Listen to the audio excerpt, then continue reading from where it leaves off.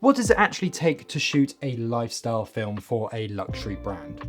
Well, today I'm going to break down a video that I did explaining exactly that. We're going to go through an entire scene and look at all the shots that I captured, not just the ones that I actually used in the final edit, but also the outtakes as well. So you can see all the effort that goes into producing a final luxury brand film.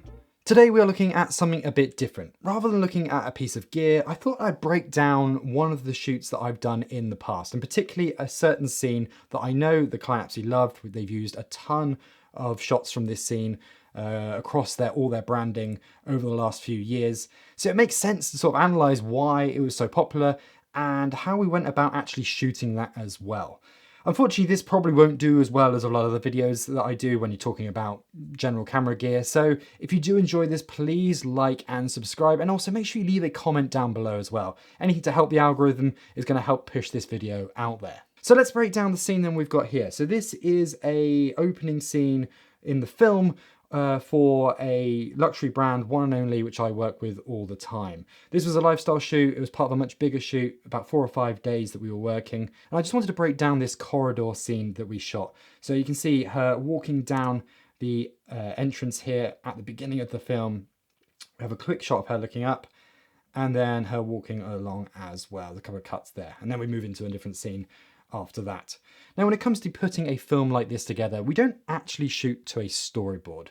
It is a photography first shoot, so the main aim is to get the photography, but they also want video in there as well. So instead of it being based on a storyboard, the film and the shots that we get are just things we can capture. So it's scene by scene. So we say, right, we need a scene where we capture this particular thing and a scene that we capture that. And I'll work with the photographer and the client so we can cover everything that we want to in the time that we have. On this particular shoot, we actually had 4 days, so quite a long time for lifestyle. Generally, they are 2 or 3 days, but a 4-day is quite long. We went out and did some destination stuff and also some stuff on the resort itself. Now, there was actually 2 of us shooting the video on this, myself and my colleague Dan.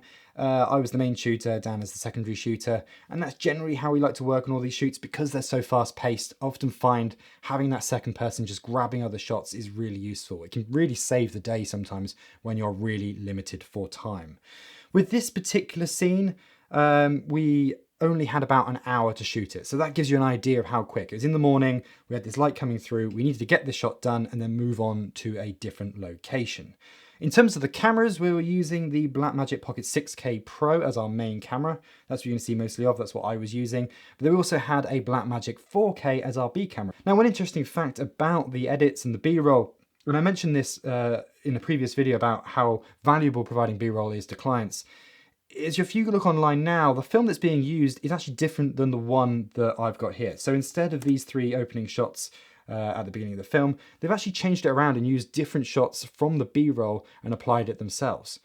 And that's just a great way of adding value for a client. Content gets used so much nowadays that it really does get overused, and before you know it, suddenly things can look old quite quickly. So by providing different options, they can change certain shots out of the film so that there's a constant refresh of the film. So it always feels new, and for the audience, they've not seen it before. And as I mentioned, this scene is a real favorite for clients because it has provided so much footage for them to use in so many different scenarios. We've got this sort of glamorous scene here. It could be used in so many places, whether it's promoting a New Year's party, whether even a new resort, I've seen them use it for that. It just gets placed anywhere. It's fairly generic, so it can fit into any of their resorts and hotels, but at the same time, it's them with the sort of the brand and the style of the architecture, and of course the styling that we've got going on with the model. Speaking of that styling, I had to give a shout out to both the clothes stylist and the prop stylist that we have on this shoot. The prop stylist especially we work with all the time, and they just picked out a really good wardrobe for this particular scene. I mean, it really does scream high-end glamour money, which is exactly what the client is going for. As mentioned, we only had an hour to shoot this, and that was to do both photography and video, and remember the photography was first and foremost. So really it was a case of us jumping in between shots to get the video when we could. I think from what I remember, we kind of just jumped back and forth when it came to shooting. So the photography went first, they got a few shots, warm the model up a bit, then we would jump in and do a bit of video.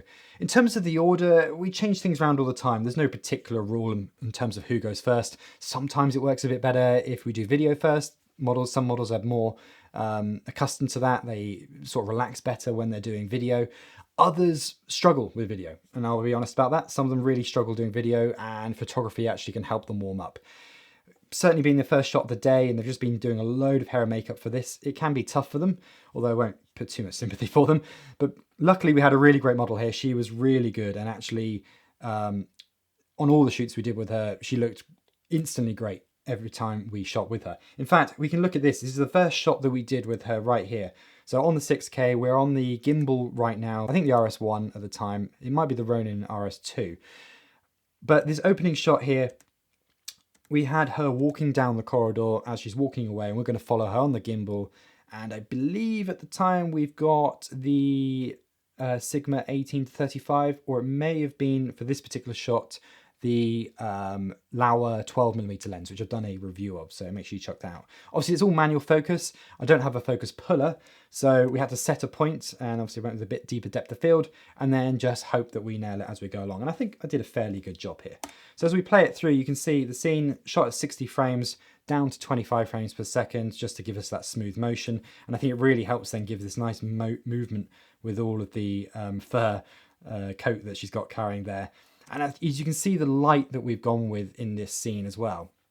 We've got sunlight coming in from the side, and this is what really limited our time. This wasn't lit with lights. We certainly didn't have the budget to fly out all those lights to Montenegro, and not to mention it would have taken far too long for the small team that we have to set all that up. So this was just natural sunlight coming through these shears, and it just looks great. It looks really nice, and the light is at that perfect angle where it's creating interest on the ground. So you've got all this nice interest down here, and we've got it even coming up the side of the wall. But at the same time, if we play it forward a bit, it's not actually coming up onto her. Maybe a little bit at the top there, actually. I'll tell a lie. We have got a little bit coming up onto her, but it's not too strong. So although we do have some light hitting her face, direct light, because it's going through the shears, actually it's quite flattering. It's nothing too strong on the talent in this particular shot. But I just love the sort of light dark that we got going on here, which is obviously always a rule when it comes to cinematography. You want that mix. So you've got the light over here, and then a bit darker here, then obviously the light of the fur coat. And then you've got a bit of darkness going in here, a bit more light, darkness again. And of course then the darkness there in the background separating her out before going back to light on the other side. So a real nice mix going on there, which makes, I think, really quite a dynamic shot. Now this shot actually was pretty good first take, to be honest. I mean, this was the first take, and we probably wouldn't have used the end bit here. I think this is the point where you kind of go, actually, you know what, we've got enough here, so I would just tell her to turn around. Obviously get prepared for a second shot. She gets herself prepared. I saw a little bit of a zoom there, so clearly I wasn't using the Laowa. This was the Sigma 18-35 that we're using on the gimbal. And then we just did the sort of reverse, because while we're there, we may as well shoot it. So we didn't stop recording, we just sort of flipped around and she carried on walking back. I feel, although this kind of works all right, I think the walk away works better. I think this walking towards the camera, there are nice moments in there. And of course, we only need to be using 1 or 2 seconds in the final film, which is another thing you need to remember, that you don't need the entire shot. But I think maybe we see a bit too much, and suddenly now that lighting on her has become a bit harsh. Suddenly on her face, on her nose, things like that, and on her sort of body there, it isn't quite as flattering as before when it was kind of from her back and over her shoulder. And I think the shot isn't as dynamic as well. I think when she's looking around, it just generally looks nicer. But it's worth having in the can, because why not? You're there, you already walked one way up the corridor, and you're walking back, so you may as well grab it on the way back. Obviously, she's talking to us there, so we weren't using that bit. But there's a nice little fun bit there. And actually, that's another key thing to remember with a lot of these shoots, where you can see her laughing just at the end. You never know, those little moments can be the moments that actually make it into the film. They're the ones that actually are really special. And that's why I like having the second shooter. Okay, the wide shot, that isn't going to work. You're not going to be able to use this wide shot potentially, so I'm shaking the gimbal, the framing isn't quite right, all that kind of thing. But I never know, Dan on the other camera would have been close up on her, I think with the 85 lens. And maybe he just grabbed that little moment where she's laughing, and that could be the moment that works so well for like a split second in the film. That's why it's always valuable to keep shooting all the time, because you never know. Actually, when models relax a bit in between scenes, that can be the best bits. Quick shot here, you can see that this is obviously us behind the scenes, and this is just a quick shot they probably just accidentally filmed. But nice to see, because we can actually see that this is when the photography was going on. So the photography was doing basically the same shots. They were going up and down as well, but there just wasn't room for both of us to shoot at the same time. Sometimes we will shoot at the same time if we'll really push for time, or it's not going to make much difference to either of our shots if we're shooting simultaneously, then we'll do that. So we just had to take turns in terms of shooting. All right, so we had that first take and I was really happy with that. I felt like, you know what, we got that in the can. We don't need to do another take. But while we're here, let's get a wide angle just in case. So in that first take, if we have a quick look back, you'll see that I was obviously a tighter crop here and I was cutting out her feet at the bottom there. So I was kind of just cutting that away and I was a little bit tighter on her. Whereas on this new take, so I'm getting used to using a pen. On this new take that we're doing, now we're a lot wider. So we've gone a lot wider on this shot. Obviously waiting to get going. And now she's going to walk along. And this, once again, is a usable shot. Looks nice. This time we got her to look over her right shoulder instead of her left shoulder, just because we were a little bit concerned about that kind of harshness of the light on her face. But as we saw, it wasn't really a problem. But there's some really cool bits of light there. I mean, that bit of light just hitting her as she kind of walks through. I think it's really interesting. And as a scene, whether you take this wide or the slightly tighter one, I think it's just dynamic. Once again, you've got the light, dark going on over here. And I think that light just hitting around that section there, we'll just play that again. It's just really nice. And all that movement and shape, that's where wardrobe is so important. It really elevates the scene. The same scene in a different wardrobe wouldn't look as good. And actually, I've got a shot later on to show you from the B camera where she was actually wearing a jacket in the original take before we started properly shooting, and it just didn't look as good. So she's walking down here, and so this is the reason why I wouldn't use this shot, or certainly big parts of this shot. And if we look down at her feet, so obviously now we're wider, we're seeing her feet. And perhaps, yes, you can use a split second of this, but I'm always a bit conscious about seeing the soles of feet in shots. It generally doesn't look that nice, and you know, you're worried about whether they look dirty. It just is a strange angle. Maybe you're into feet, and that's fair enough. That's your own thing, but I don't think it kind of works with luxury. Feet in the sand could be quite nice. I guess the sense of, you know, being connected with nature, but in a luxury resort, no, not really. And obviously, I think, yes, we're obviously playing on the idea that it's a late night party. She's just come back in the early morning. She's carrying her shoes because her feet are aching and all that. So there is a narrative linked to the feet, but I don't think we want to focus on it too much. And that's where, for me, I wouldn't use this just because visually it's not that nice. The other issue I have here is the model walk. And this is something you've got to watch out for with a lot of models. It wasn't a big problem, but you can see that she never actually walks on her heels at any point. She's always walking on her feet because she wants to make her body look great for a catwalk. That's what she's doing. She's doing the catwalk thing. And it can just look really fake sometimes. It's something that a lot of models do have that habit of doing it. And it can just sometimes take away from what you want to get in the shot. Now, obviously, it elevates them for the photography. It helps them get the right angle and the right shape. So in this case, we probably wouldn't use that. We would use the tighter shot where you don't see her feet and you can't really tell that she's doing that in the scene. Once again, we got to the end here. It gets too dark. You lose her dress. You lose everything. There wasn't really much point going any further. Really, we only went to that point just so you had a nice clean full sweep of the shot. So in case the client, for example, wanted to use this on the website, often you'll find these shots will get used as one long continuous shot where they might just want this as a nice 10-second scene that introduces you to a page. It could be maybe, you know, come celebrate New Year with us. And that could just be on the banner across the web page in black and white, whatever. And it looks quite cool. And that's why it's great to shoot longer scenes if you can. Although you may only be using half a second of this or 1 second of this, if you can capture more when you're doing these sort of lifestyle shoots, it's really valuable to the client. Once again, we did the walk back. And I just don't think the dress kind of flicks so well nicely here. It kind of just doesn't flow as nicely as it did on the slightly closer up. Although her look down here is really nice. I think, you know, it's just a nice little look. And her hair going up there. Generally, I'm not a massive fan of gimbal shots with models. And this is probably one of the 3 times I actually would use a gimbal on a scene like this. When you're going down a corridor, something that feels like it needs to be very straight and perfect, then the gimbal works. If it wasn't this case, I just probably wouldn't even bother using the gimbal. Now we did one more take, and you can see the light is starting to drop on the side here, so we're running out of time in terms of this nice light. Eventually it's going to hit the floor, and we're not going to get anything on there. So in this third take, we just get her to do it again, sort of similar distance. It's just to play around with different ways she's looking at the camera. Maybe we want to break that fourth wall, maybe we don't. So it's just nice to have it all on there. And obviously, often when you get to the edit, the client, the stylist, they'll notice and go, that didn't look quite right. The hair didn't look quite right. Or the jacket is sat awkwardly on her shoulder, whatever it may be. Very difficult to spot while you're actually shooting. So it's worth having a few takes just in case the previous take, which you thought was perfect from a cinematography standpoint, well, perhaps it didn't quite tick all the right boxes from the other aspects that you need to consider when it comes to luxury lifestyle. And of course, finish off with one final shot walking back. And it's similar again. Same problems as before, really. Although now, actually, this is a bit more usable than before because that light is no longer hitting her face. So it's hitting her body, and that's fine. It gives you a nice shape to her body there, but we're not getting that harsh light on her face. So I would say this is probably more usable as a return shot just for that reason. It just makes it a bit nicer to look at, or a bit more flattering on her at the very least. But you still get that movement, you still get that flickering of light, which is really cool, and I think just adds a lot of interest. But ultimately, I was still more of a fan of, I think, the walk away. And there's that initial shot that I personally would have used.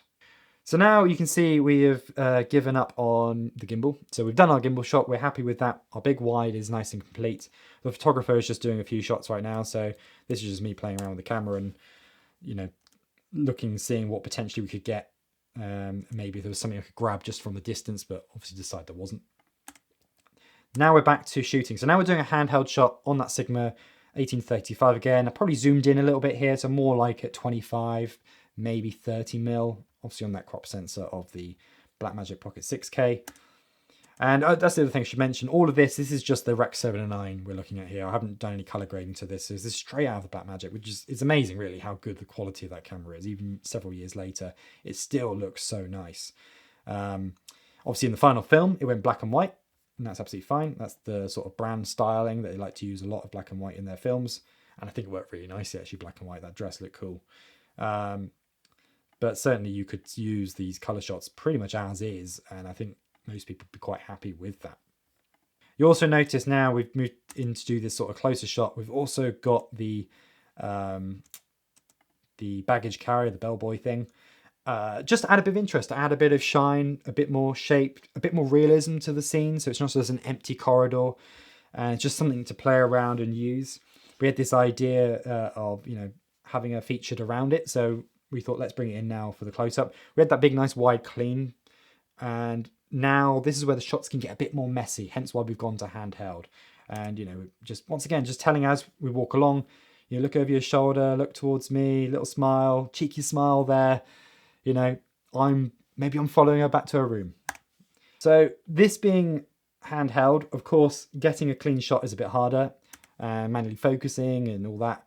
So nailing the shot that you want, you are honestly only ever going to get half a second out of this, and that's all you need.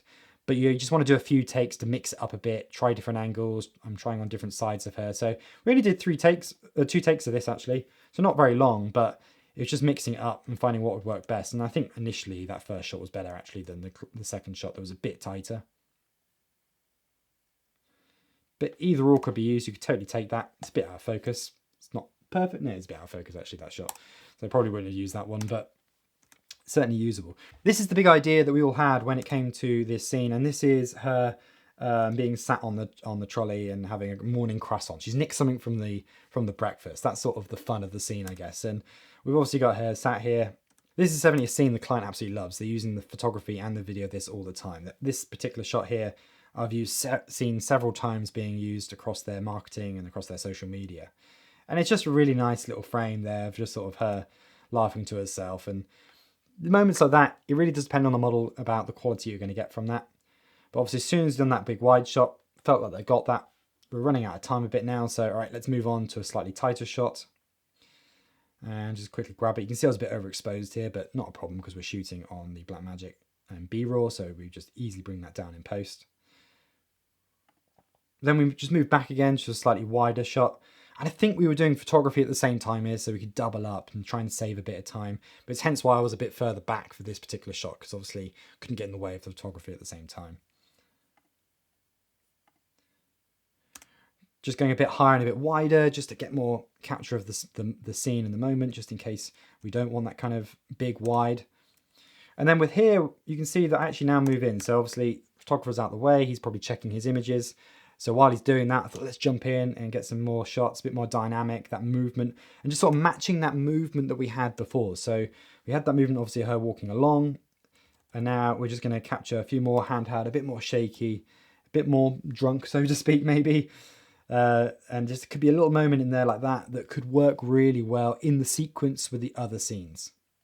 Right, this is where we introduce the male talent. So we've had the female talent on our own, so we're like, oh, we've also got the male talent ready to go, so we better get him in.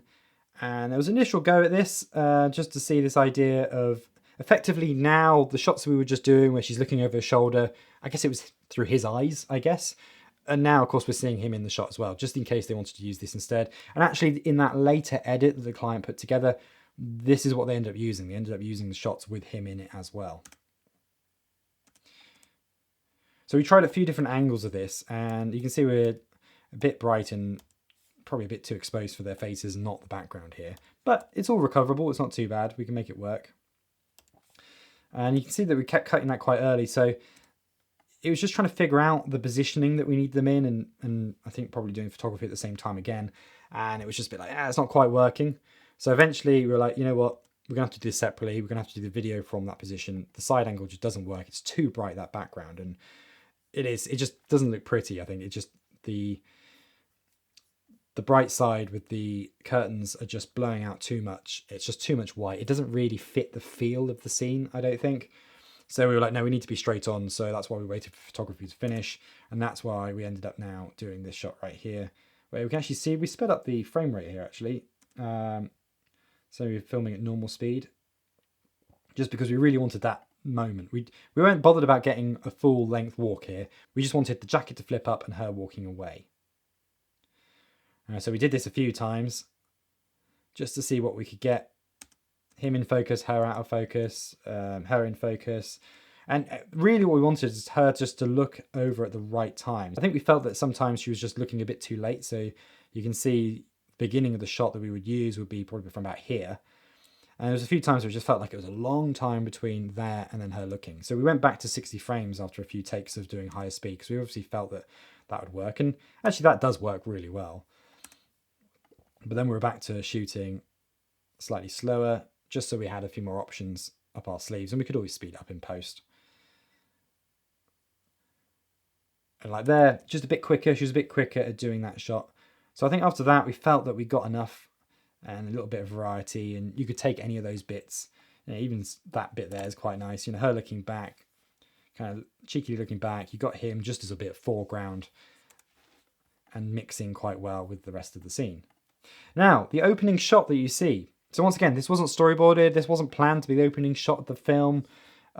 This is just a happy accident. Not even a happy accident, but this is just the way these films work and they evolve over time. Suddenly you're like, right, this is the shot that is going to work and looks really nice.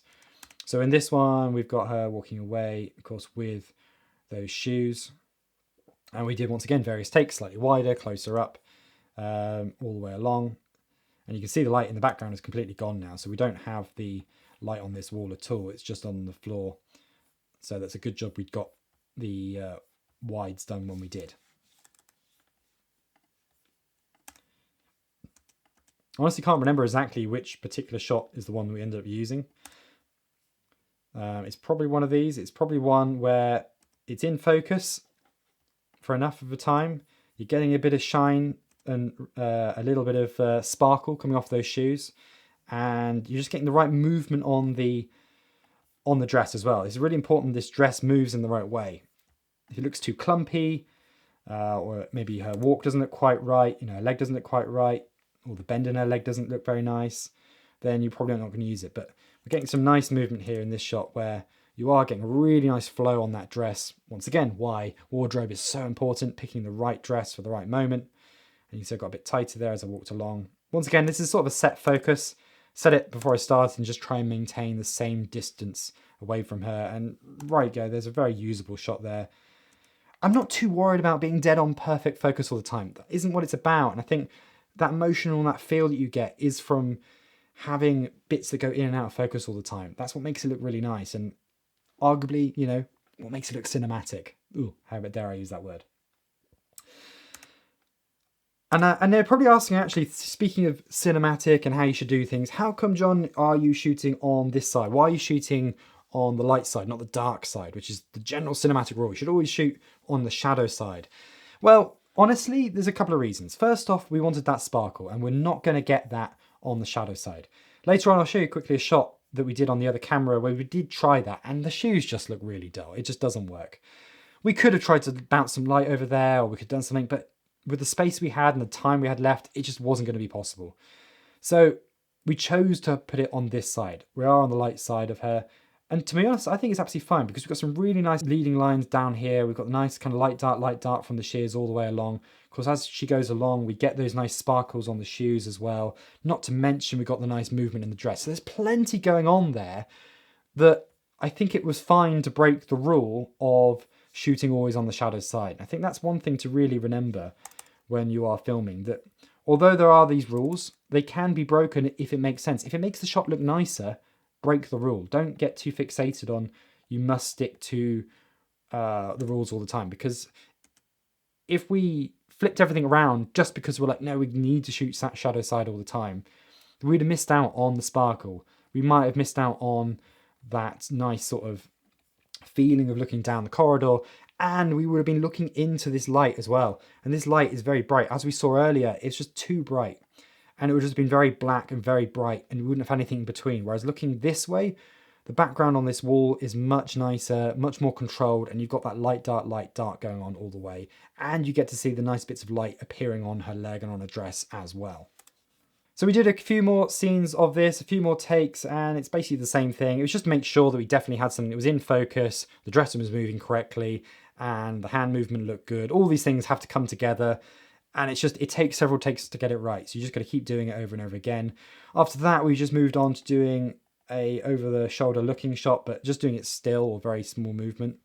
This is just so that you can get something definitely in focus. It's very easy just to keep missing focus when you're trying to follow her all the time.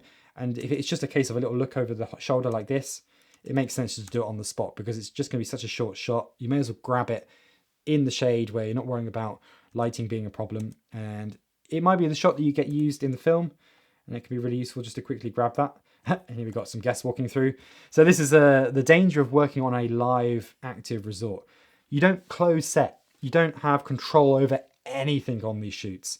You could be mid-shoot and suddenly people walk through just like this, and suddenly you have to get out of the way, and any equipment's got to be moved out of the way for their safety. And this is probably one of those things that you don't realise how big of a problem that can be. And why there are limitations of what we can do. That's why we can't light scenes up with big, powerful lights all the time. It's why we can't have big dolly tracks on the ground. It's why we've got to have our kit quite lightweight. Yes, it'd be great to have this big crew, all this lighting, all this big setup, but to do so, you're going to have to close things down, and the resorts just won't do that. There's too much money to be made from the guests, and they're going to wait. And as you can see, nice little look there, actually. So once we waited for them to go past, we just got a few more shots with her, and just a mix of shots of her looking in different directions, obviously moving the camera all the time, so I can just keep getting different angles, find a piece that might work well. And actually one of these shots is what we ended up using in that final opening sequence. So this little look up she does here, that's what ended up in the film, because we just liked the light on her. I think the client just liked the simplicity of the shot. They liked that you could see down this corridor, you've got the nice bit of light coming in on the side. The light's nice and soft on her, nothing too offensive there, and you've got little bits of sparkle going on with like the earrings, and of course the eyes look great as well. They're nice and sharp, nice and clean. And I think especially in black and white, it just comes up really nicely. We carried on just getting a few more of these different bits, slightly tighter. As you can see us giving her a bit of direction there. A lot of it is just looking and staring out into the distance. That's often what we're just telling them to do. And then before we finished on those shots, we just quickly grabbed a close-up of her earring. We never used it, but you never know, it might just be a quick insert that you just want to put into that sequence as well. And once again, just getting some really nice sparkle going on here. I mean, once you enhance that, once again, this is just the Rec 79. You can really make something special out of that. It's not the most dynamic shot in the world, but as a brief shot in a film, it could work.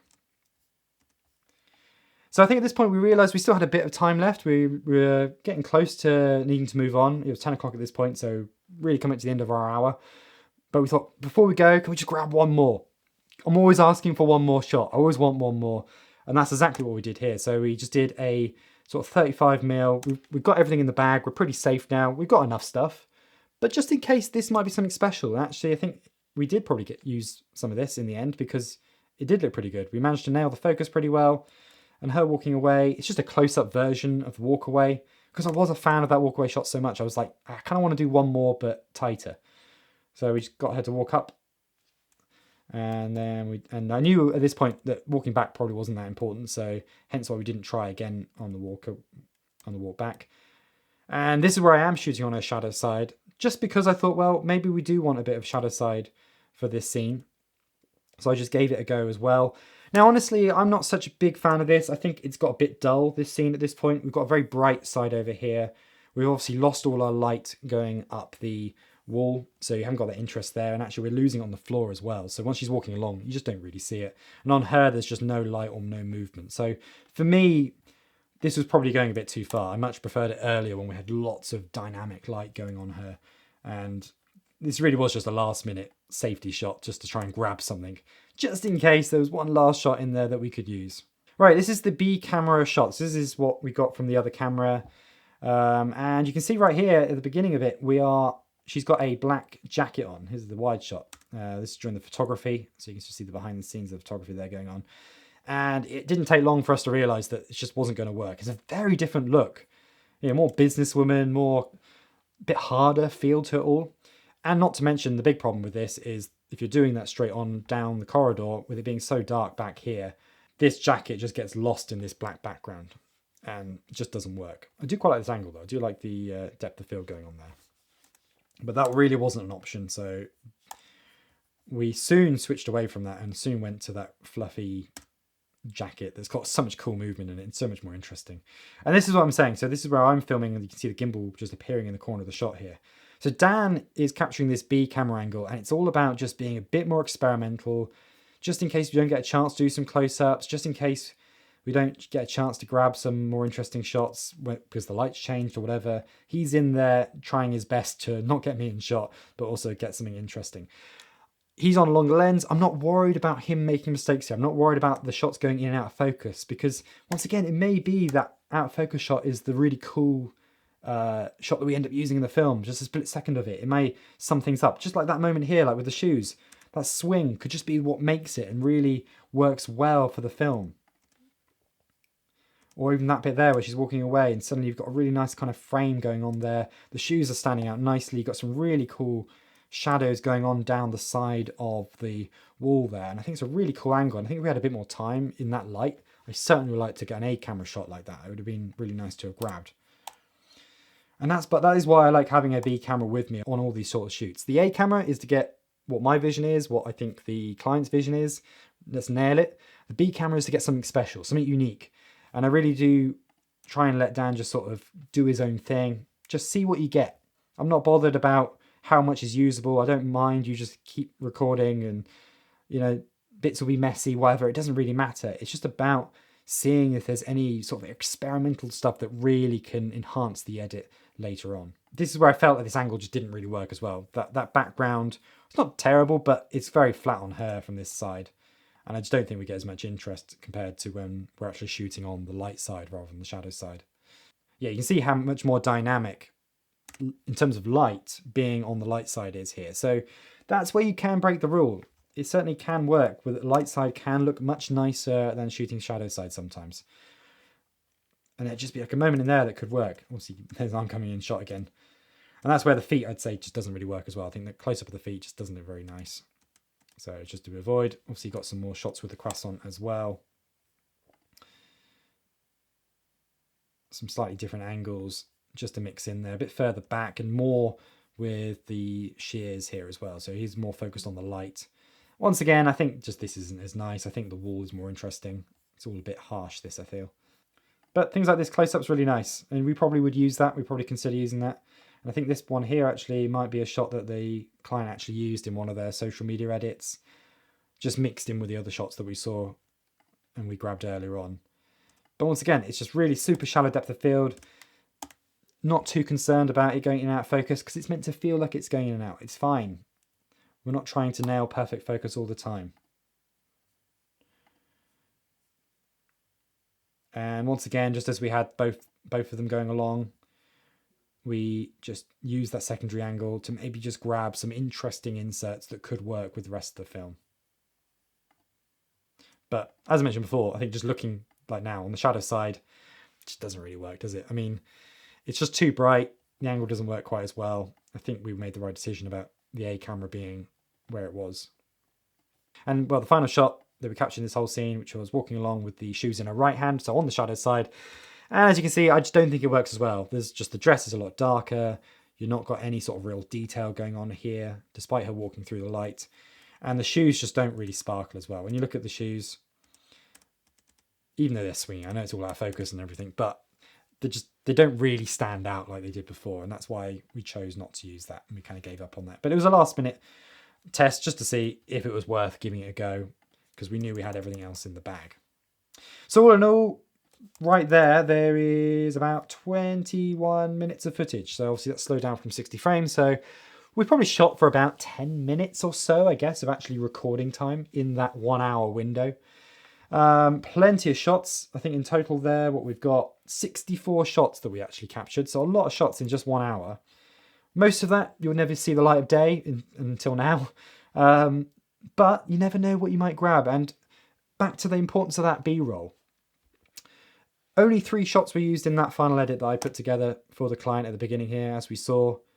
That's all that ended up getting used. And you might think, oh, what a shame, or 4 shots. You might think, oh, it's a shame only got used. But no, it's fine, because we provide clients B-roll, we provide different edits and different amounts of content that's all ready to be used, and they can mix it into different versions of the film, social media clips, all that kind of thing, website. It means that all that content does get used, and it just gets used in different contexts. So we provided so much value in that 1 hour window for the client there. We provide them with tons of footage that they can use in lots of different scenarios. And as a result, we've just ended up providing them something that's really valuable, they absolutely love, and we've got some cool scenes out of it as well. If you enjoyed this video, please like and subscribe. As I mentioned, it probably won't do as well as my usual sort of videos. And if you want me to do more of them though, I need to get that view count up so that I can justify spending a bit of time going through these. It is really cool to look back, and maybe I'll break down just individual shots in the future, different locations, drone, all that kind of thing. There's so many different things that I do on these shoots. So if you have enjoyed it, please leave a like, please leave a comment down below. And if you aren't already, make sure you subscribe as well. If you want to look at my videos talking about the Blackmagic Pocket 6K Pro, which I obviously shot this on, well, I've got loads of videos talking about that camera, and it is still an awesome camera even in 2025.